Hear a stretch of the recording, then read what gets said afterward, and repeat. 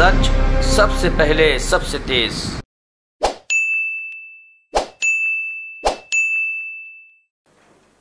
आप सभी का स्वागत है।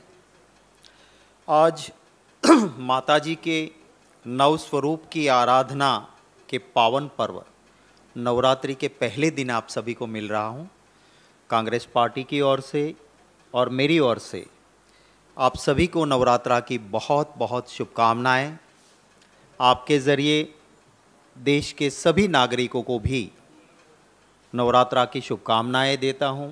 जैसे माताजी ने असत्य और अनिष्ट के खिलाफ लड़ते लड़ते दशहरा का दिन सत्य का विजय हुआ, इष्ट का विजय हुआ और देश भी ऐसी लड़ाई में सफल हो, ये मेरी शुभकामनाएं हैं।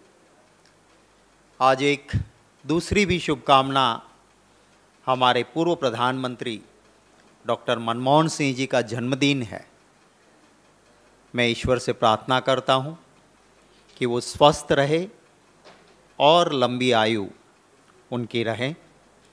ये वो प्रधानमंत्री जी हैं कि जिन्होंने दुनिया में सबसे बड़ा रिसेशन मंदी जब आई तो इस देश के अर्थतंत्र को संभाला।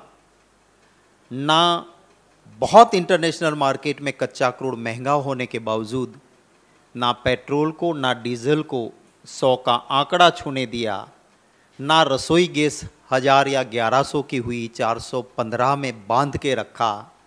ये वो प्रधानमंत्री रहे हमारे देश के कि जिनके लिए अमेरिका के प्रेसिडेंट ने कहा था कि रिसेशन यानी मंदी के माहौल में देश के अर्थतंत्र को कैसे बचाना है, वो मनमोहन सिंह जी के पास जाके सीखना चाहिए। जिन्होंने कभी डॉलर को अपनी उम्र से आगे या 80 का आंकड़ा छूने नहीं दिया, वो मनमोहन सिंह जी को मैं बहुत बहुत शुभकामनाएं देता हूं। मैं आज आपके सामने एक ऐसी हकीकत ला रहा हूं। भाजपा बार बार कहता है ना, साथ, विकास, विश्वास और प्रयास, ये मोदी जी बार बार बोलते हैं। मैं आपके सामने जो हकीकत रखता हूं, इससे ये बात साबित होगी कि भाजपा के लिए क्या इसके मायने है। भ्रष्टाचार का साथ, भाजपा का विकास, सबका विश्वासघात और शासन में बने रहने का प्रयास, यही इनका मूल मंत्र है। आज के प्रधानमंत्री जी जब गुजरात के मुख्यमंत्री थे, उनके सबसे करीब रहने वाले भाजपा के नेताओं में से एक नाम था विपुल चौधरी। जो विपुल चौधरी हमारी नॉर्थ गुजरात की सबसे बड़ी कोऑपरेटिव डेयरी, उसके चेयरमैन थे। और विपुल चौधरी के प्लानिंग किए हुए करोड़ों रुपया के खर्च से भाजपा के प्रोग्राम होते थे, जिसमें मोदी जी मौजूद रहते थे। विपुल चौधरी जी कहते थे कि मोदी जी मेरे गुरु हैं और वो गुरु के चरण छूते थे और गुरु मंत्र वाला भाई मुक्त भ्रष्टाचार करने का भाजपा का दुपट्टा उसे पहनाते थे। ये मैं कुछ तस्वीरें आपको दिखा रहा हूँ।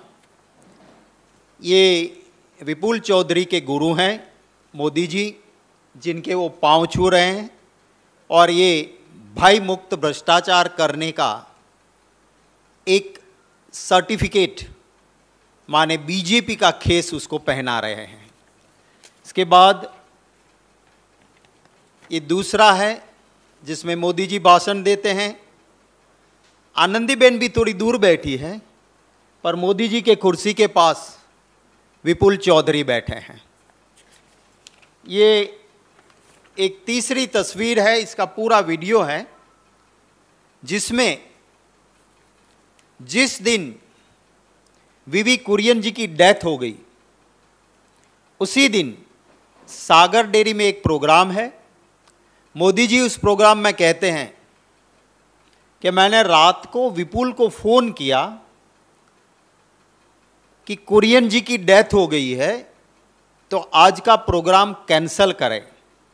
तो विपुल चौधरी ने कहा कि कुरियन जी की अंत्येष्टि शाम को है, अभी का प्रोग्राम शुरू रहे।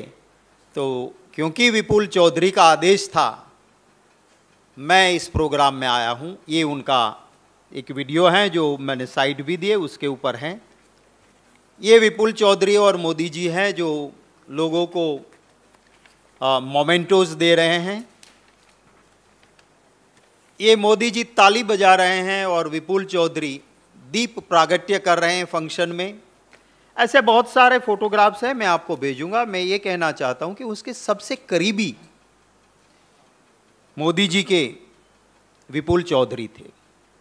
आज ये विपुल चौधरी जेल में हैं और 800 करोड़ का भ्रष्टाचार की एफआईआर हुई है, 800 करोड़। और ये भ्रष्टाचार कब हुआ? एफआईआर में लिखा है बिटवीन 2005 टू 2016, 2005 से 2016 और 2005 से 2014 तक आज के प्रधानमंत्री गुजरात के मुख्यमंत्री थे। मेरा सीधा सवाल यह है कि अगर मोदी जी कहते हैं कि मैं खाता नहीं, खाने देता नहीं, तो विपुल चौधरी आपके रहते 800 करोड़ कैसे खा गया? असलियत तो यह है कि मोदी जी करोड़ों से कम खाते नहीं, और कोई सच बोले या बीजेपी के खिलाफ आवाज उठाए तो उसे चैन की रोटी खाने देते नहीं है। Dudh Sagar dairy Gujarat state cooperative societies act के तहत रजिस्टर्ड है और कानून बहुत क्लियर है कि जब भी इस एक्ट के तहत रजिस्टर्ड कोई भी कोऑपरेटिव सोसाइटी है तो उसका पूरा मॉनिटरिंग सरकार करती है। हर साल और पीरियोडिकल ऑडिट गवर्नमेंट के नुमाइंदे आके ऑडिट करते हैं और ये कोऑपरेटिव सोसाइटी कोई भी रेजोल्यूशन पास करे जो उसके कॉन्स्टिट्यूशन, जिसे गुजराती में पेटा नियम कहते हैं, उसके खिलाफ हो या भ्रष्टाचार के लिए हो या इलीगल हो, तो स्टेट गवर्नमेंट को पावर है कि मैनेजिंग कमिटी या जनरल बोर्ड का रेजोल्यूशन वो खारिज कर सकते हैं, इसको रद्द कर सकते हैं। तो ये सारा काम क्या विपुल चौधरी अकेला कर सकता है? अगर सरकार के आशीर्वाद ना हो तो कानूनन प्रावधान के हिसाब से कैसे 800 करोड़ खाएं? मैं आपको अब असलियत बताता हूं। इसको भाई मुक्त भ्रष्टाचार का परमिशन मोदी जी ने दिया था। बीजेपी का धन संग्रह भी इसी से हुआ।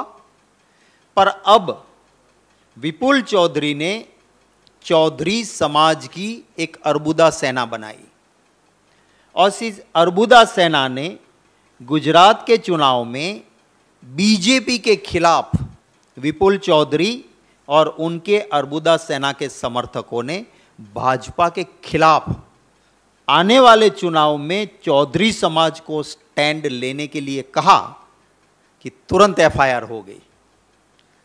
तब तक कोई एफआईआर नहीं थी, अब 800 करोड़ के भ्रष्टाचार की एफआईआर हो गई। 2005 से 2016 में कुछ हुआ, वी आर इन 2022। जब तक विपुल चौधरी ने अर्बुदा सेना ने भाजपा के खिलाफ स्टैंड नहीं लिया तब तक कुछ नहीं हुआ। और अब एफआईआर किसके खिलाफ हुई? विपुल चौधरी, उसकी वाइफ, उसका बेटा और एक उसका chartered accountant. Cooperative societies act कहता है कि जिम्मेवारी सभी की थी, तो उन पदाधिकारी और अधिकारियों का नाम होना चाहिए एफआईआर में, किसी का नाम नहीं है। अब मोदी मॉडल क्या एक्ट करेगा? अब मोदी मॉडल एक्ट करेगा कि विपुल चौधरी को मैसेज जाएगा जेल में कि देखो तुम्हारे बेटे और पत्नी को अभी अरेस्ट नहीं किया है।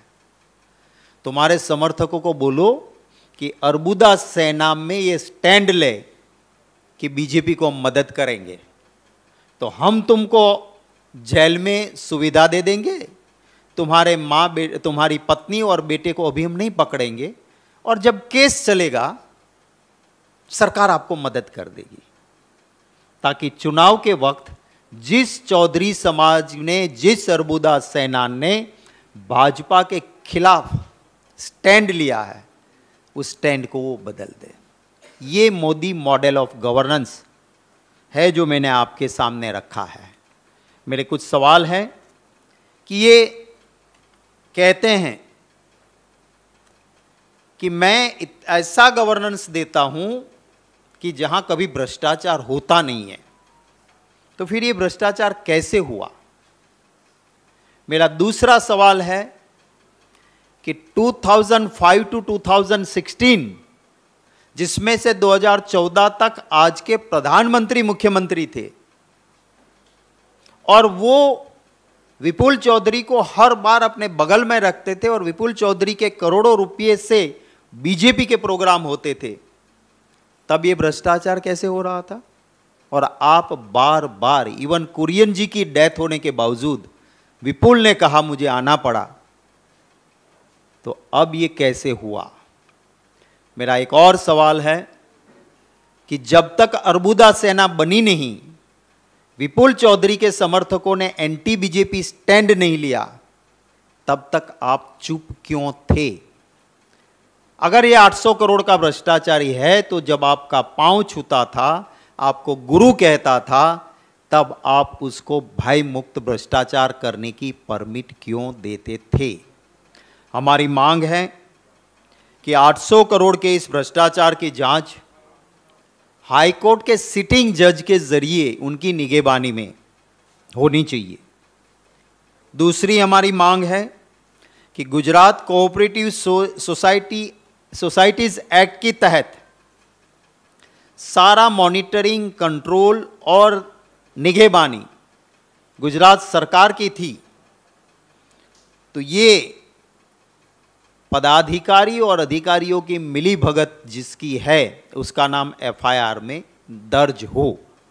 और तीसरी मांग है कि गुजरात में इसी तरह कोऑपरेटिव सोसाइटीज़ में भ्रष्टाचार करके भाजपा का धन संग्रह हो रहा है, तो सभी कोऑपरेटिव सोसाइटीज़ जहां अमित शाह चेयरमैन रहे और आज बैकसीट ड्राइविंग करते हैं, ऐसी अहमदाबाद डिस्ट्रिक्ट कोऑपरेटिव बैंक और गुजरात की कोऑपरेटिव सोसाइटीज़ का स्पेशल ऑडिट हाई कोर्ट या सुप्रीम कोर्ट के जज की निगहबानी में करे, ताकि दूध का दूध और पानी का पानी हो और देश की जनता को पता चले कि ये करोड़ों से कम खाते नहीं, और इसका विरोध करें या भाजपा का विरोध करें या सच बोले, उसे चैन की रोटी खाने देते नहीं। आपका कोई सवाल होगा तो उसका स्वागत रहेगा।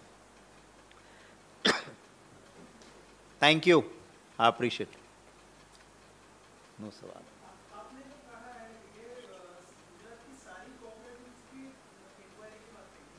मैंने ये कहा है कि गुजरात में कोऑपरेटिव सोसाइटीज़ में सभी जगह डरा के, धमका के, खरीद करके जो कुछ इंडिपेंडेंट लोग थे उनको भी भाजपा में लिया गया, और कांग्रेस के पास जो संस्थाएं उनको भी तोड़ा गया। हम तो ये कहते हैं कि हमारी संस्था का भी करो, पर सारी जो बड़ी कोऑपरेटिव सोसाइटीज़ है जो रजिस्टर्ड है under Gujarat cooperative societies act, और वो कानूनन उन सभी का स्पेशल ऑडिट हो और हाई कोर्ट या सुप्रीम कोर्ट के जज के निगहबानी में हो। वरना तो जहां अमित शाह जी खुद चेयरमैन रहे, आज जहां वो बैकसीट ड्राइविंग करते हैं, कहा जाता है कि सबसे ज़्यादा नोटबंदी के बाद किसी एक बैंक में पैसे जमा हुए तो अहमदाबाद डिस्ट्रिक्ट कोऑपरेटिव बैंक थी, उसका भी जांच हो। Thank you.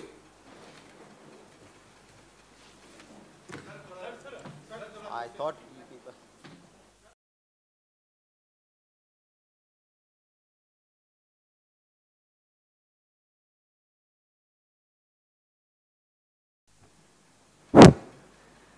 देखिए, आप सभी जानते हैं, आप रेगुलर कांग्रेस पार्टी को यहाँ कवर कर रहे हैं। हमारे जनरल सेक्रेटरी मीडिया डिपार्टमेंट का ऑलरेडी ये डिसीजन है कि जिस पे, क्योंकि उसकी उस प्रेस कॉन्फ्रेंस की एक बात बनी रहे, तो इसके ऊपर कोई सवाल रहेंगे तो ज़रूर उसका स्वागत रहेगा। आप जिस राजस्थान की बात कर रहे हो तो अजय माकन जी, हमारे जनरल सेक्रेटरी इंचार्ज राजस्थान ने पूरी तरह से राजस्थान के ऊपर अपनी बात कही है। और भी आपके सवाल होंगे तो he is a proper person, authorise person, he will answer all your questions. We have a internal democracy in party, but we have also discipline, so कोई ज़्यादा चिंता करने की ज़रूरत नहीं। ये राजस्थान से सवाल ही नहीं है, इसीलिए राजस्थान हम लोगों ने जो देखा तो ये देखा कि आपने डिसिप्लिन की बात की, इंटरनल डिसिप्लिन की बात की। विधायक किसी एक राज्य में जहां ऑब्जर्वर गए हुए हैं, वहां बाहर आकर कैमरे पर सारी बातें कह रहे हैं और कह रहे हैं कि हम फला को नहीं चाहते, हमें फला नहीं चाहिए, हम इस्तीफा दे देंगे। तो ये तो अप्रत्याशित है ना आपकी बात। देखिए, अजय माकन जी ने इसके ऊपर भी जवाब दिया है और अगर आप देखेंगे तो वहाँ पर भी है। हाँ, ये ज़रूर है कि इंटरनल डेमोक्रेसी और इनडिसिप्लिन के बीच में पतली रेखा होती है। In my party we have a internal democracy. BJP में देखो, वहाँ तो हरेन पंड्या बहुत बड़ा नेता बीजेपी का, आरएसएस का, उसकी हत्या हो गई। पॉलिटिकल हत्या तो मोदी जी ने की, पूरा देश जानता है, पर फिजिकल डेथ भी उनके पिताजी कहते थे कि इसके पीछे भी यही आदमी है। तो वहाँ ये है, हमारे वहाँ इंटरनल डेमो, पर ये हमारे कंधों पे जिम्मेवारी है कि इंटरनल डेमोक्रेसी के नाम पे इनडिसिप्लिन ना हो। राजस्थान के और वहाँ के विधायकों के लिए मैंने कहा आपको, Ajay Maken ji is a proper person, he will reply all your questions regarding Rajasthan. He address the press conference, he told everything in front of the press and he took questions also. So for me it is not a proper to reply any question on Rajasthan. हाँ, तो बिल्कुल मंच पे से ही कहा।